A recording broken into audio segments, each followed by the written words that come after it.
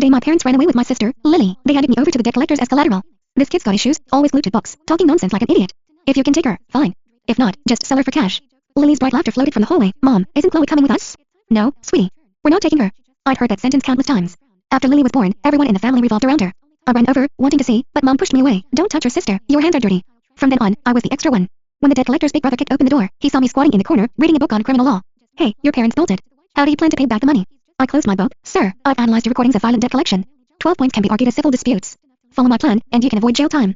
He froze. I broke down their 3 years of past cases one by one, writing out strategies to mitigate risks. The man with the dragon tattoo finished reading, then cursed. I've been a gang boss for 20 years, and today I just learned you can collect debt legally. He introduced himself as Og Marcus, then crouched down to my eye level. I could clearly see the scar on his chin and my reflection in his pupils. Who taught you to say all that?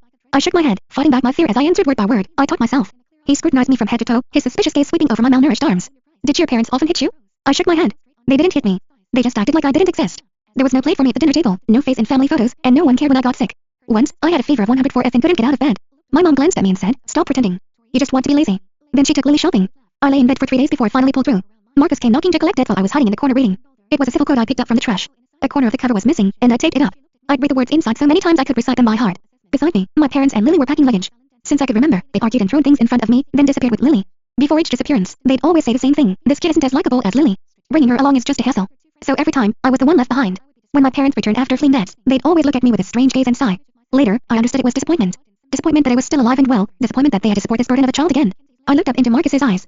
They were fierce, but I'd seen fiercer. My dad's eyes after losing money, like he was looking at trash. My parents had owed debt for over a decade. Our house was full of legal documents. I had nothing else to do, so I read them. A piece of moldy bread in a book, and a day would pass. I paused, then added, I started reading when I was 3. I wasn't boasting. My parents had abandoned me to these people. If I couldn't prove my usefulness, I might be sold off. How old are you? 12. Marcus looked at me, his eyes full of suspicion. The hallway light flickered. He stood up and waved his hand. Frank, bring all our IOUs. Let our big shot lawyer take a look. I don't know how long passed, my legs were numb from squatting. Frank finally carried over a cardboard box. It was heavy, landing on the floor with a thud. Inside were IOUs, contracts, and transfer records, all haphazardly crammed together. Marcus patted the box, nodding at me. Big shot, show us what you've got. Marcus and his crew were playing cards in the living room. 3 men, hunched around the folding table, smoking cigarette after cigarette, the whole room thick with smoke. I sat in the corner, poring over the contents of the box under the dim light. Mid-game, the youngest man, Leo, glanced at me. Marcus, come on, what could a 12-year-old kid possibly figure out? Frank also looked over. She's been sitting there for 2 hours, hasn't moved a muscle. I didn't dare move. I'd seen abandoned kids before. There was a boy, 2 years older than me, who slept beside a trash can after his parents ran off. His eyes were empty, like 2 dark holes. Marcus didn't speak, playing a card. As soon as he spoke, I put down the last file. I'm done. Everyone looked over. I walked to the folding table, and they automatically made space. The table was covered in ash and beer cans. I swept them aside, clearing a spot. I pointed to the first case, the year before last. In March, you said, if you don't pay up, we'll make sure you regret it. That was deemed a threat.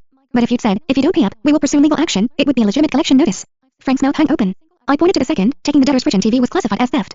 But if you'd had the debtor sign a debt for asset agreement at the time, it would have been a voluntary civil transaction between both parties. Splashing paint. Illegal, but only civil compensation is needed. Go apologize and pay the person, then have them sign a letter of understanding. Last September was the most dangerous. Someone was injured, a pretty serious injury. But they struck first, so you could argue excessive self-defense, not intentional assault. The sentencing difference between those two is 3 years. The room was silent. No one spoke. Marcus leaned back in his chair, arms crossed, his expression shifting from skepticism to seriousness. Marcus, the kid actually makes some sense. Leo, the young one, picked me up and looked me over, his voice astonished. You're only 12? How do you know all this? Are you a genius? I flailed my arms and legs, wanting him to put me down. My face flushed crimson. No one had ever hugged or picked me up since I was little. I wasn't used to the feeling of being lifted off the ground. I was scared. Marcus took a hard drag from his cigarette, then gave Leo a light whack. She's a girl, she's shy. He stood up, walked over to me, and crouched down. It was the second time tonight he'd crouched to my eye level. Chloe, he said, you'll follow me from now on. I'll pay for your education. You just need to do one thing, teach us how to live legally. What's in it for me? Marcus paused. Perhaps no one had ever negotiated with him before. His lips trembled slightly. You're a clever cookie, little girl. Much sharper than your parents. You'll get 30% of all recovered money. Also, I'll rent you an apartment with a bed, a desk, a lamp, and a south-facing window. A south-facing window. Since childhood, no matter how many times we moved, Lily always got the big room, a princess bed, and pink curtains. When the sunlight streamed through the window onto her curtains, she'd dance in the sun in her princess dress, looking beautiful. My room was always the smallest, cluttered with junk, never getting any sunlight all year round. Once, I was so cold I couldn't bear it, so I crouched by Lily's bedroom door. Lily woke up in the middle of the night, screaming that I was trying to scare her. From then on, I never longed for her room again. Okay. Marcus extended his hand. It was a large hand, with thick knuckles and several old scars on the back. I took it. Marcus squeezed once, then let go and stood up. Frank, tomorrow, get her transferred to the best school. Frank wiped his eyes, his voice muffled. Got it. Leo, go buy her a backpack. A good one. Leo grinned. Alrighty. From today on, Marcus swept his gaze over everyone. She's our little lawyer. Anyone who disrespects her, don't blame me for being rude. Marcus didn't lie to me. The new apartment was next to the school, only a 10-minute walk. The entire balcony faced south, and when the sunlight poured in through the windows, it made me squint. I stood on the balcony for 10 minutes. Just stood there, doing nothing, letting the sun warm me. It wasn't until tears fell onto the back of my hand that I realized I was crying. I didn't know why, only that there was a fire in my heart that needed to be released. I cried for a while, wiped my face, and went back inside. A row of new books sat on the desk. Leo had brought them last night. Books on law and textbooks for school, all neatly arranged. I sniffed the scent of the pages. They smelled fresh. When Marcus pushed open the door with breakfast, I was sitting at the desk, staring blankly at the new books. He glanced at me, said nothing, placed breakfast on the table, and went to the kitchen for forks.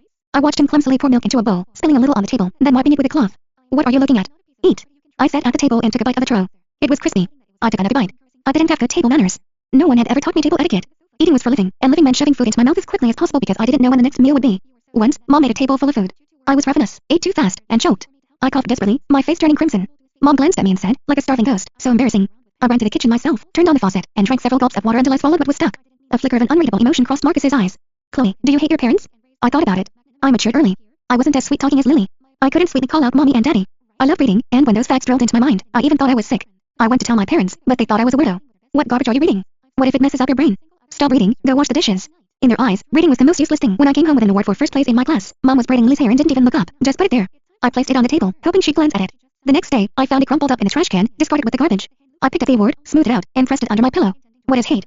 Marcus was silent for a moment, then peeled a boiled egg for me. None of that matters. Chloe, you must study hard. Go to the best university, get the best grades. Later, you can do whatever you want, without having to cater to anyone's whims. When you become a lawyer, I'll be your security guard. Frank acted fast. He got me into the city's best private middle school. Tuition was $50,000 a year, not including miscellaneous fees or uniform costs. I didn't know how much debt Marcus and his crew had to collect to earn $50,000. When he dropped me off at school, he even slipped a wad of cash into my pocket.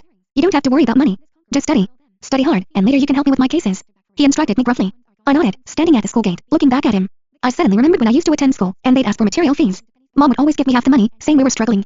Later, I learned to be smart, saving my lunch money to pay for materials. That way, Mom wouldn't complain daily about me being expensive. The sun shone on Marcus, a small section of his dragon tattoo picking out from his shirt collar. The homeroom teacher led me to the classroom and gestured for me to introduce myself. I was silent for a moment before I spoke. My name is Chloe, and I like to read. I didn't know what else to say. Before, at school, even the teachers preferred the sweet-talking Lily. Teachers never called on me, and classmates never spoke to me. I was an invisible presence. The homeroom teacher smiled and asked, what kind of books do you like to read? I thought for a moment and decided to tell the truth, law books. The classroom fell silent for a second, then erupted in laughter. Law? Hey hiya. Is she a lawyer? Reading law books at 12? Who's she trying to impress? The homeroom teacher clapped the desk. Quiet! Quiet! Every student has different hobbies, and we must respect each other. The laughter subsided, but the whispering didn't stop. Bearing everyone's gaze, I sat down in the last row. I lowered my head, focusing on my textbook. The words blurred then sharpened before my eyes, sharpened then blurred again. I didn't cry. I couldn't cry. Just like that, my life seemed to get back on track. Every day, I listened attentively in class. After school, I read books. In the evenings, I'd read legal knowledge to Marcus. Though every time, he'd usually just clean his ears and snore loudly. But I really liked this kind of life. During the first placement test, I got the top score. I held my report card, carefully tucking it into my backpack. I wanted to go back and show it to Marcus. But after a quick trip to the restroom, I returned to find my backpack thrown on the floor. Its contents spilled everywhere. A few boys were stepping on my books, their voices mocking. She just transferred and got first place. Probably cheated. Guys, let's rip up all her books. See how she copies then. Everyone around was watching, their faces carrying a subtle malice. Seeing me, they scattered. I walked over and picked up the things from the floor. My report card had a huge X drawn across it, with cheater scrawled underneath. I carefully smoothed out the report card, holding it to my chest. The red X couldn't be erased. Neither could the words. It's okay. I don't need to care what they think. The next day, those boys poured ink and dead rats into my backpack. Everything was stained black, including the backpack itself. I went to the homeroom teacher. She looked at me with a sigh, her eyes filled with pity. Ethan's family is well off, and he tends to be a bit boastful. He didn't mean it, I'll talk to him. I returned to the classroom and placed my backpack on the desk. Someone quietly asked me, are you okay? Before I could answer, Ethan's voice rang out. What could an unwanted stray possibly have wrong with her? You guys don't know, do you? Her parents didn't want her, they only like Lily. Someone like her probably fantasizes about becoming a big lawyer and then proving them all wrong, right? What do they call that? Watch too many revenge dramas. My hand clutching the backpack strap tightened.